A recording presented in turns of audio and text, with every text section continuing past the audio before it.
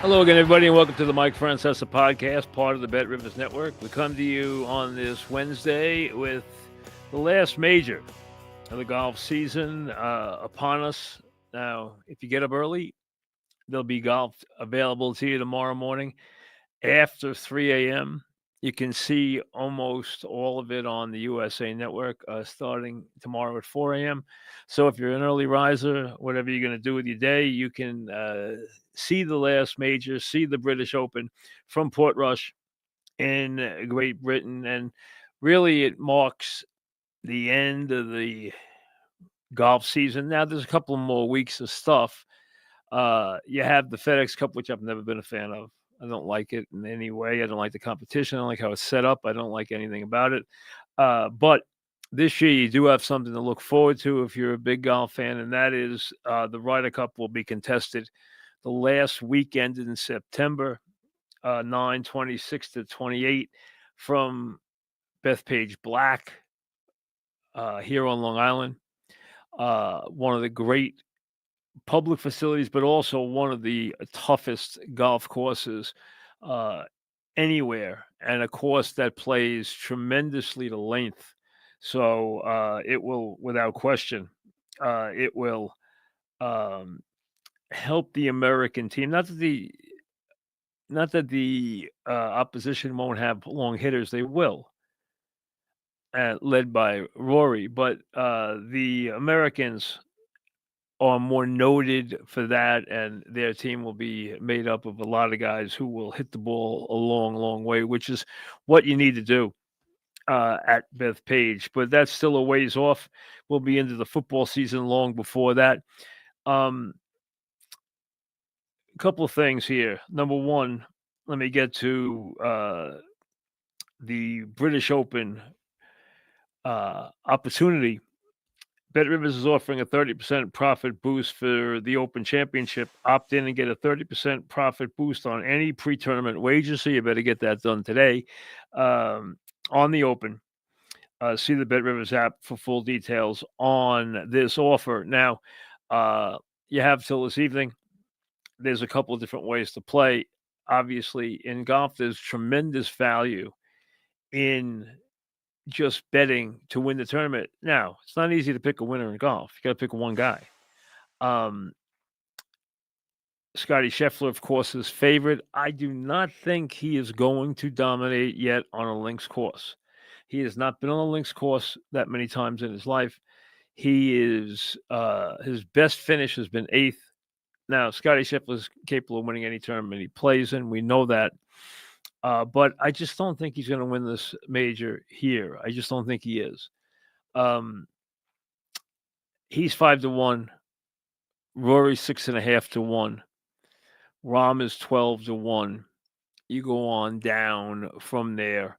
There's very good value all the way down the line, as there always is in any golf tournament, except if you're betting Scheffler. Couple things jump out at me. Number one, I just think Rahm's going to play really well. I haven't been on Rahm all year. I haven't been on Rahm the last 2 years. I just think Rahm's going to play really well. He's 12-1. And I just got a feeling that you're going to get the best of Rahm this week.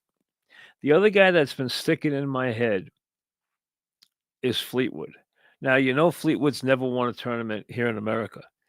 He has never won a major, but he has won plenty of tournaments on the other side of the pond. Many, many tournaments. He's even won the Order of Merit there. He has won tournaments around the world. He's never won in America. And then, of course, you had the crazy finish a couple of weeks back when Keegan Bradley beat him, where he, let's be honest, he choked. He took the wrong club.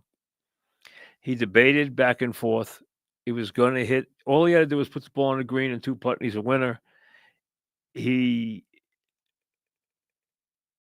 comes up short because he takes the wedge instead of the 9 and leaves himself, 80 feet. It was a brutal finish for Fleetwood, who has had that pressure, who has, been in the money and been in the top 10 and been in the top 5 so many times. He's 25-1 in this tournament. I just think something has stuck in me all week that, you know what? We're gonna go revisit that, and Fleetwood's gonna have a big weekend. I just have had this in my head. Now you're getting paid off well for that. Um, I would look for their guys to play well over there. Would look for the guys like the guys who from over there to play well over there. I wouldn't look for a lot of the American players to win over there. Now they're capable, but I just don't see it. I just think it's going to be somebody. So I'm going with Rom. I'm going with Fleetwood. I'm going away from Scheffler at 5-1. I just don't think he's going to win. I don't think Rory's going to win. I could see a McIntyre winning, but I got a feeling that it's going to be Rom and Fleetwood this week, and those are my two picks for the tournament. Now, again, there's a lot of value. You can bet it every day. You can bet head-to-head matchups. You can just, there's a million different ways. Just go to the BetRivers app and you can see there's plenty of live betting. There's plenty of betting throughout. You can wait till somebody gets, you can wait. The thing I would do with Scheffler is wait till he's 6 or 8 strokes out, then bet him at a big number and see if he makes one of his crazy charges. That's the way to bet Scheffler. That's how I would bet him. Wait till he gets 6, 8 strokes behind, and then you never know if he's going to make a charge or not because he's always capable of doing that. Remember the Mike Francesa newsletter. Sign up for the free Mike Francesa newsletter. You get exclusive content, contests, offers, different giveaways. So go to MikeFrancesapodcast.com and sign up for that. Now, we're not far away. Before you know it, August is going to be here. Training camps are going to long be open. We're going to be back into the NFL season. It's right around the corner before you know it. Matter of fact, today is the 16th.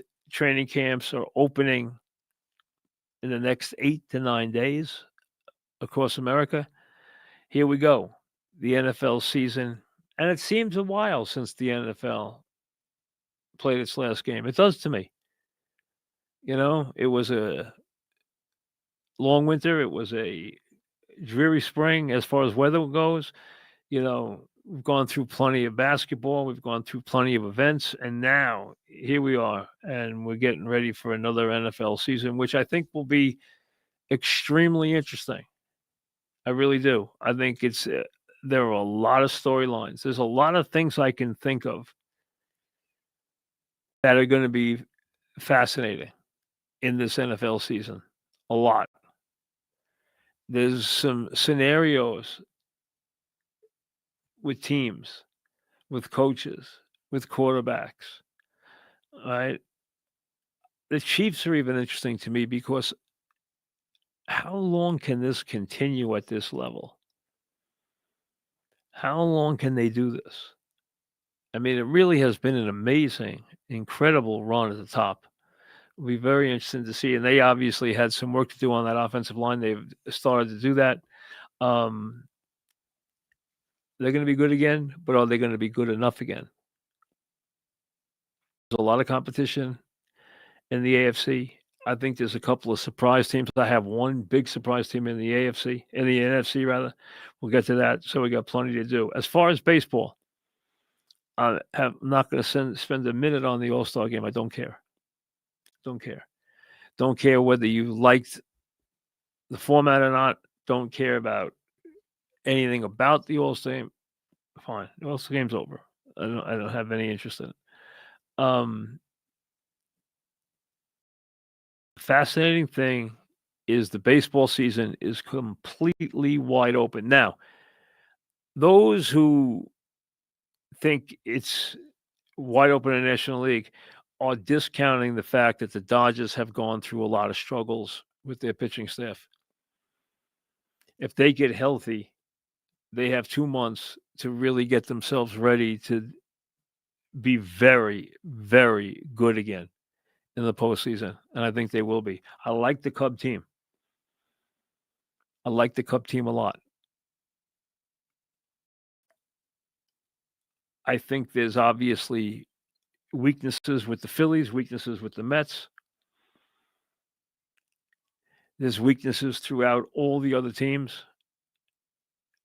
Even the Cubs need help, but I like the Cub team. I thought the Cub team here last week was a better team than the Yankees. Now,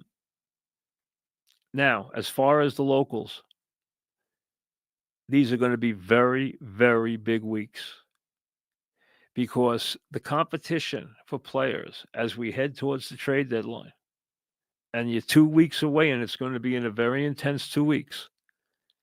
The competition is going to be incredible. Everybody wants help in the bullpen. Everybody wants to find an impact player in the bullpen. Now, all right, there might be a couple of everyday players who get traded. I do not expect a Skeens to move. I do not expect an Acuna to move. I don't expect that many players. I could see Suarez moving, but I don't think that's that big a deal. There'll be some starting pitching moving. But I think the balance of power will lie in who does what with the bullpens. Now, Cash came out and he did 2 things with his statement last week. He, number one, told you, hey, we're going to we're going to town, is what the quote was. But he also put the onus on ownership because he was basically saying to you, we're going to do something really big. Well, they have to, from an ownership standpoint, Hal has to agree to spend the money. And if he doesn't, it's going to come down on him. Oh, I got him. I presented him with the move. They didn't want to make it. You put a little of that pressure on Hal from that standpoint. And you even saw Jeter last night at the All-Star game because I was watching. I watched a lot of it. I just said I don't want to talk about it. Make the point, I believe the Yankees are going to be very, very aggressive and make a very, very big move. Now, what in Yankee land is a big move? What? Adding Suarez at third base? That's not earth-shattering to me. Adding a big-time pitcher? Okay. I doubt they're going to add a big-time player. Are they going to add a big-time bullpen guy? So I want to see where they're going to make this enormous impact. Because frankly, I would think there's a very good chance that the Yankees oversold that whole idea. The competition from the Mets, from the Cubs, from the Phillies, from the Dodgers, from everybody in terms of getting bullpen help is going to be unbelievable. So you're going to be paying top dollar. You're going to be paying outrageous prices for less than great relievers because that's how much it is a seller's market. It is one of the great sellers market I have ever seen when it comes to relief pitching because all these teams are lined up. They all think they have a chance this year and they want to go out and they want to bolster the bullpens. Because you know what? Unless you have a guy who's going to go out there and pitch 7 or 8 innings like a schoolboy might do, unless you have a guy who's going to do that, you're talking about a bunch of guys who all pitch 5 innings. You're in the bullpen every night anyway. That's where these games are won or lost. Do the Mets need a guy to play center field? Yes. Do the Yankees need a guy to play third base? Yes. Do I think they're going to get somebody who's going to completely change the feel of the team? No. But it's going to be extremely competitive. And it's going to be very interesting to watch the dynamics of how these moves come down and how it changes the shape of these races and where these teams stand.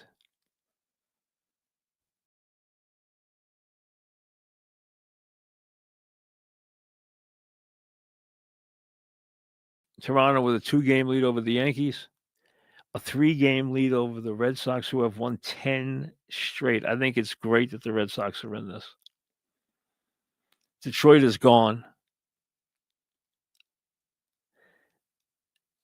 Houston, I think, is gone.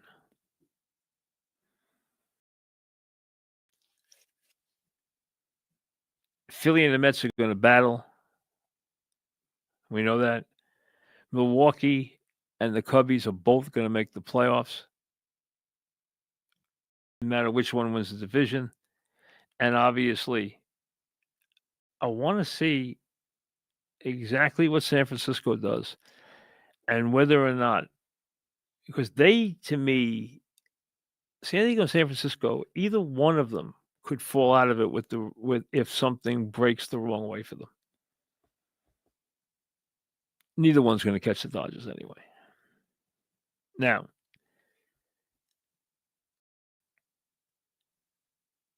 you expect the Yankees and the Mets to both make the postseason. It would be bitter disappointments if either one doesn't. Bitter. But neither one is a championship team right now. Going to need some good fortune. Mets are going to need Senga and Manaea to be in the rotation and contributing. The Yankees are going to need Heel to come back.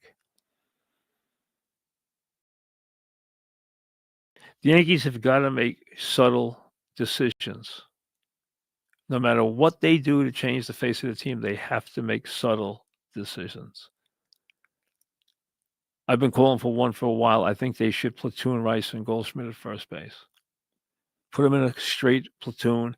Let Goldschmidt finish the games at first base. A lefty reliever comes in to face Rice. Goldschmidt's off the bench. Boom. You get that at bat. You keep him in the game. If he faces a right-handed pitcher after the 7th inning, so what? See, the Yankee fans all act, and you hear this all from the announcers, from everybody, oh, Dominguez has arrived. No, he hasn't. He hits left-handed. He doesn't hit right-handed, and he can't field. He hasn't arrived as an everyday player. Should he be playing? Yes. Is he an everyday bona fide guy you can count on? Bellinger is. Dominguez isn't.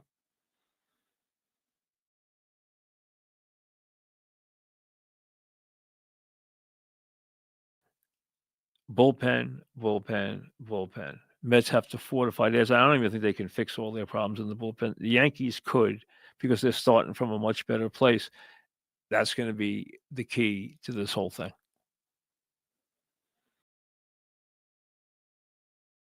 You know, all you're doing here is securing your spot and shaping your team so that it's ready to compete in the postseason. You've got to now decide how you want to attack opponents, the players you want to be there, how you want to line them up, how you want to perform, who's going to play, who's not going to play, who's going to play a major role. It's time for that. You've had enough time now. You've had April and May and June and half of July to figure out who's where. You should be able to do that. You've already played almost 100 games. It's time.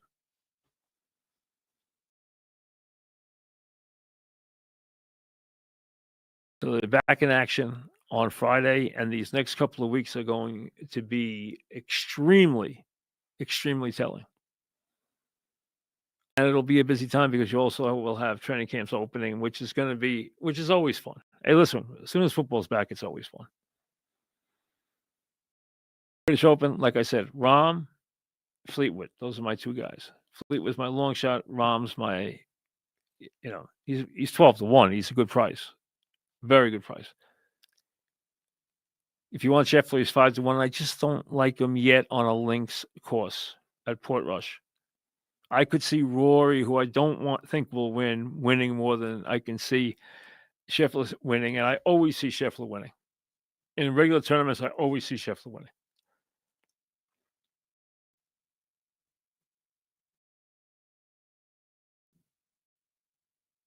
We'll be with you on Friday. We'll see you later.